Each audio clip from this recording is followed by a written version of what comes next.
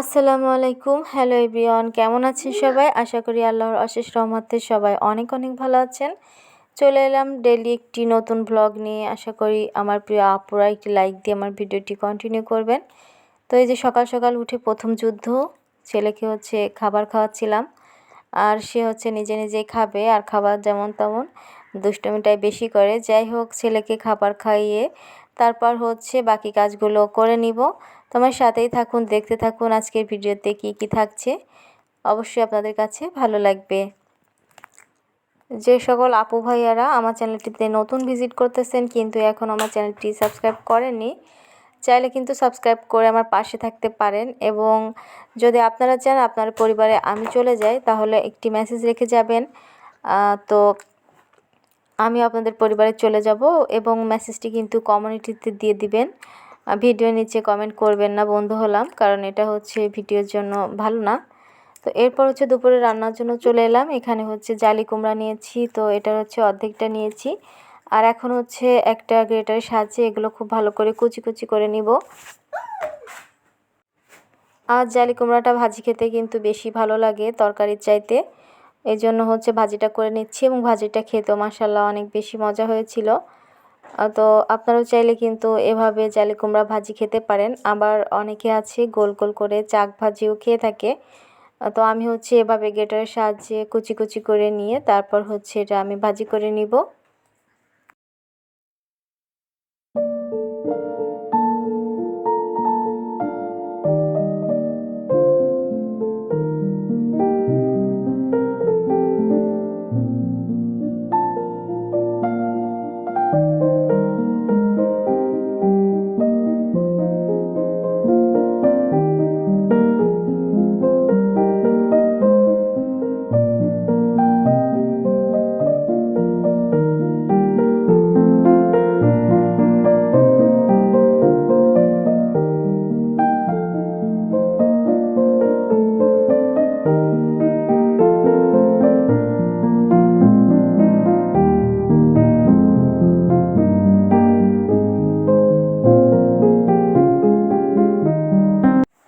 তো আমার ভাজিটা করা হয়ে গেল, দেখতেই পেলেন খুব মজা হয়েছিল কিন্তু ভাজিটা।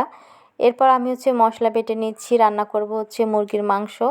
তো প্রথমে জিরা, তারপর গরম মশলা, ধনিয়া, এগুলো বেটে নিলাম। একে একে আদা, রসুন, পেঁয়াজ, শুকনো মরিচ সব কিছুই সুন্দর করে বেটে নিব।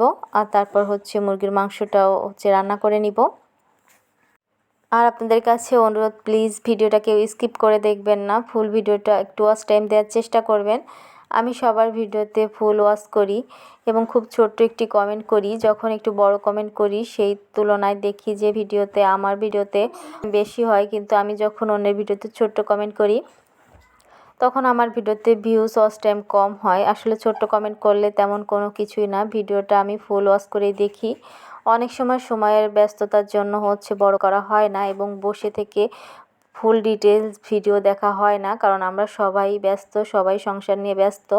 নিজের ভিডিও করা ছাড়াও আর ওইভাবে বসে বসে ভিডিও দেখা আসলে সবসময় সম্ভব হয় না। কিন্তু দায়িত্ব থেকে ভিডিওগুলো অন রেখে ছোট্ট করে একটি কমেন্ট করে দিয়ে আসি। আশা করি আমার আপুরা সবাই বিশ্বাস করবে, কারণ আমরা মুসলিম। আমরা যদি ইনশাআল্লাহ কথাটি লিখি, মনে হয় না ইনশাআল্লাহ কথাটি লিখে কেউ মিথ্যা বলবে। আর আমার মতো যাদের ফুল ভিডিও ওয়াচ করার অভ্যাস, তারা কোনো কারণ ছাড়াই ভিডিওতে লাইক দিতেও ভোলে না এবং ভিডিওটি ফুল ওয়াচ করতেও কখনো ভোলে না। এরকম অনেক আপুরা আছে, আমি সেটা জানি। কিন্তু যারা অল্প একটু ভিডিও দেখে আর দেখতে ইচ্ছে করে না, তাদের উদ্দেশ্যে বললাম যে আপনারা যদি ভিডিওতে ক্লিক করে থাকেন তাহলে কষ্ট করে হলেও ভিডিওটি ফুল ওয়াচ করে দিবেন। আর যদি মনে হয় যে না ভিডিও দেখবেন না, জাস্ট একটুখানি একটু দেখবেন, তাহলে ভিডিওতে ক্লিক করার দরকার নাই। এতে কিন্তু এভারেজ টাইমটা অনেক কম আসে, ভিডিও রিস্ক কমে যায়। তো আমি মুরগির মাংসর জন্য মশলাটা বেটে নিলাম। এখানে আমি সব কিছু মশলা দিয়ে ফ্রোজেন করা টমেটোটাও দিয়ে দিলাম। আর ফ্রোজেন করা টমেটো ইদানিং দিচ্ছি। আর টমেটো দিলে কিন্তু এমনিতে অনেক বেশি মজা হয়। তো এখন আমি ধুয়ে রাখা মুরগির মাংস আর আলুগুলা দিয়ে দিচ্ছি। খুব ভালো করে কষিয়ে রান্নাটা করে নিব। আর এছাড়া আমি ভাতের ভিতর ডাল ভর্তা দিয়েছি, এই যে দেখতে পেলেন। ডাল ভর্তাটাও কিন্তু মেখে নিয়েছি। এখন আমরা খাবার খাওয়ার জন্য সবাই মিলে বসেছি। তো কী কী রান্না করলাম সেটা আরেক নজরে হচ্ছে আপনাদের সাথে শেয়ার করতেছি। তো আমার বাবাটাকে ভাতটা মেখে দিয়েছি, ও কিন্তু সুন্দর করে হাত দিয়ে ভাত খাচ্ছে। অর্ধেকটা নিজে হাতেই খাবে, বাকি অর্ধেকটা হচ্ছে পরে আমি খাবার খাইয়ে দিব। এটাই প্রায় সময় করা হয় বা করে থাকে। তারপরে হচ্ছে এত ছোট বাচ্চা নিজে থেকে যে খায়, এটাই হচ্ছে অনেক।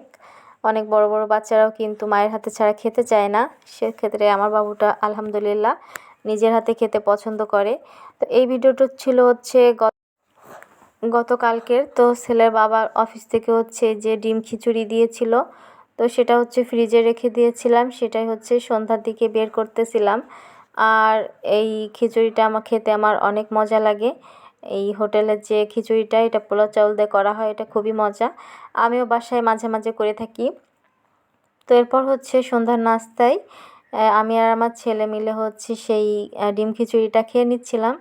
অনেক টেস্টি একটা খাবার, বাট গরম থাকলে আরও বেশি মজা লাগতো। যেহেতু ফ্রিজে রেখেছিলাম, বেশ খানিকটা ঠান্ডা ছিল, তো আর গরম করতে ইচ্ছা করলো না, এভাবেই হচ্ছে খেয়ে নিলাম আলহামদুলিল্লাহ সব কিছুর জন্য।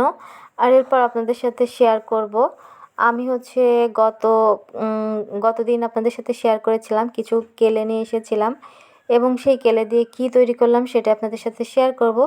আশা করি আমার আপুদের কাছে ভালো লাগবে। আর কেমন হয়েছে সেটাও কমেন্ট করে জানাতে ভুলবেন না। যেহেতু আমি খুব বেশি পারি না, তারপরে হচ্ছে আমি আমার নিজের চেষ্টায় যতটুখানি পারি ততটুখানি হচ্ছে করে কিছু ফুল দিয়ে ছোট একটি ওয়ালমেট করেছিলাম। এই কেলোগুলো দাম নিয়েছিল হচ্ছে 100 টাকা। তো 100 টাকার কেলে দিয়ে একটি ওয়ালমেট করলাম, কিন্তু ওয়ালমেটটা বেশি দিন থাকবে না, কারণ হচ্ছে ধুলাবালি পড়ে এরপর এটা কালো হয়ে যাবে, ময়লা হয়ে যাবে। এরকমই হয়, অনেক জিনিসই এভাবে তৈরি করেছি, কিন্তু পরবর্তীতে ময়লা পড়ে এটা দেখতে আর ভালো লাগে না। এটা হচ্ছে ক্ষণিকের জন্য।